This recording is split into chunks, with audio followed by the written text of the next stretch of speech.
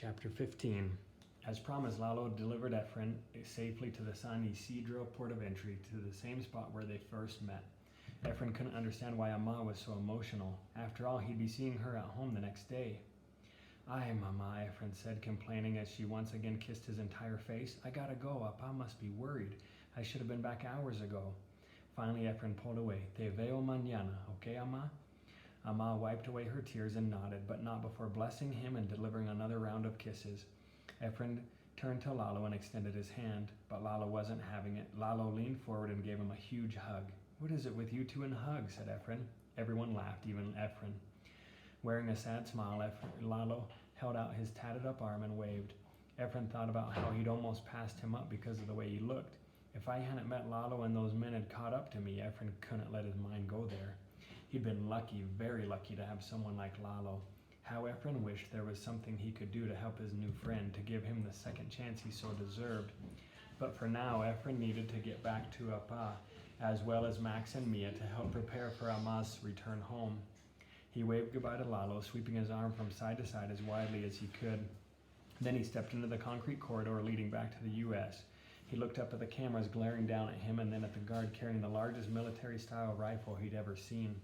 So many images flooded past him, the brown-skinned families reaching within the gaps of the U.S.-built fence, forced to wear their best smiles, tiny kids like Max and Mia working day jobs and to help their families make ends meet, elderly men and women selling homemade items curbside.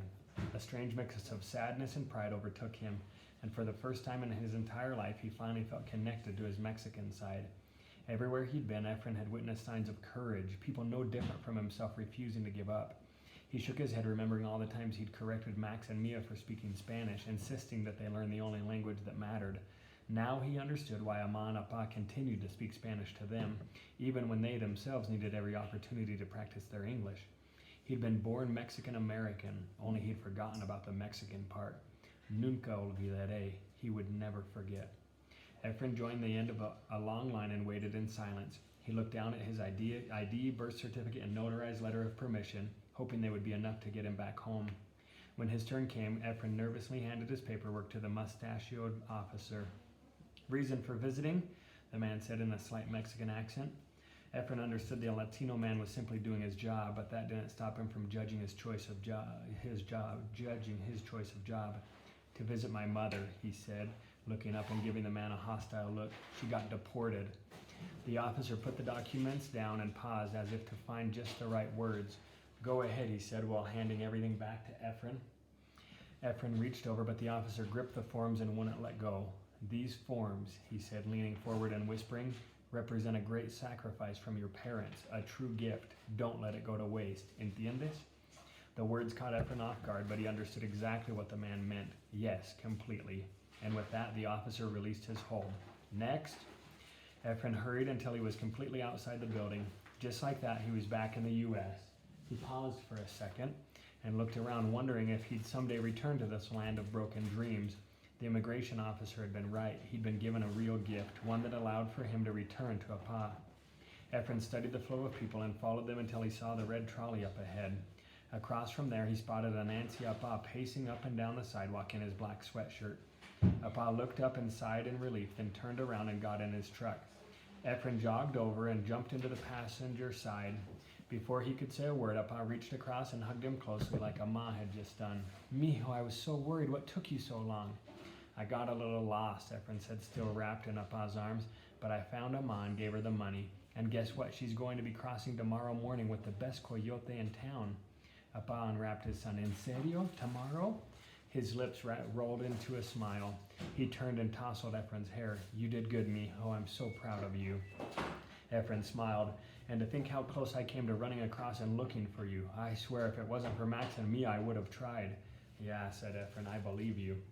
With the long drive ahead of them, Efren took the time to answer all of Apa's questions. Of course, there were lots of details that Efren decided to leave out. As far as Apa needed to know, the trip had been a walk in the park.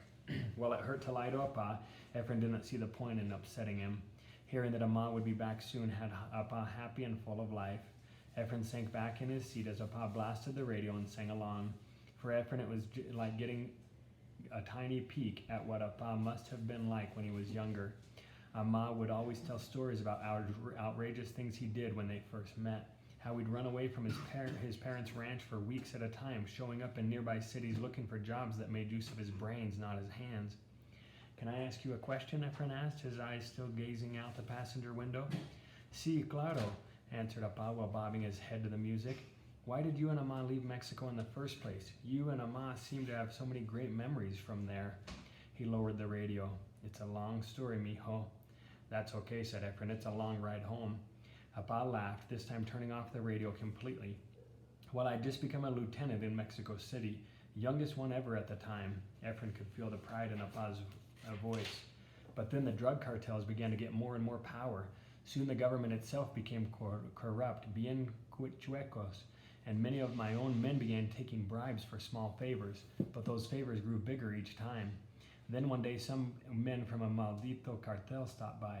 They wanted help releasing a few of their men. They gave me a choice, help them out and get paid nicely, or... Efren's eyes widened. What did you do?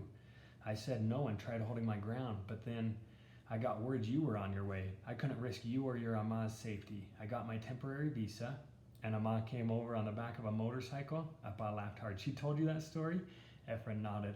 Yes, mijo. We have lots of good memories there. He turned to Efren. But we've made new memories here.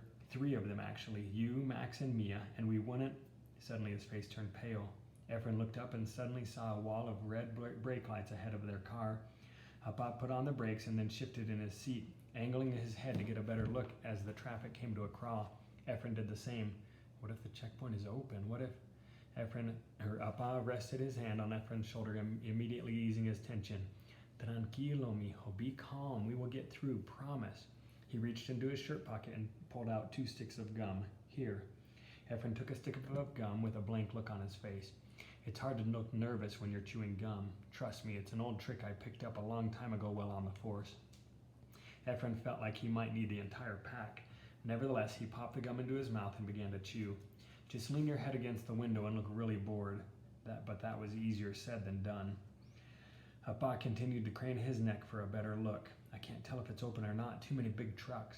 Efren pressed his forehead against the passenger window and crossed himself before shutting his eyes for a quick prayer. Please, God, let it be closed. Let it be closed. He suddenly felt Apa's hand tapping him on the shoulder. Look. He pointed up ahead and cheered with the same kind of excitement he had when his Club America team scored a goal. They're closed, mijo. They're closed. Efren opened his eyes and caught Apa sighing deeply before sinking back in his seat with a smile. See, told you we'd be fine. Efren let out a breath he didn't realize he'd been holding. Again, he shut his eyes. Again, he blessed himself, this time thanking God for everything he'd given him. Thank you, Dios, for everything, for Ama, for you keeping her safe, for Apa, who never gives up on his family, for Max and for Mia, who love me and make me feel like I matter, for being able to live in the U.S., for being able to go to school and not having to work instead, for... A sudden acceleration of the car broke his thoughts. Efren's stomach churned as they drove past the unmanned station. The taste of the gum was now gone, and this time he spoke his thanks aloud. Gracias, Diosito. He looked back as the car sped up, his mind racing about what could have happened. Apa told Efren not to worry, that the border patrol officers would have simply waved Apa through along with the rest of the traffic. Why then had Apa looked so nervous?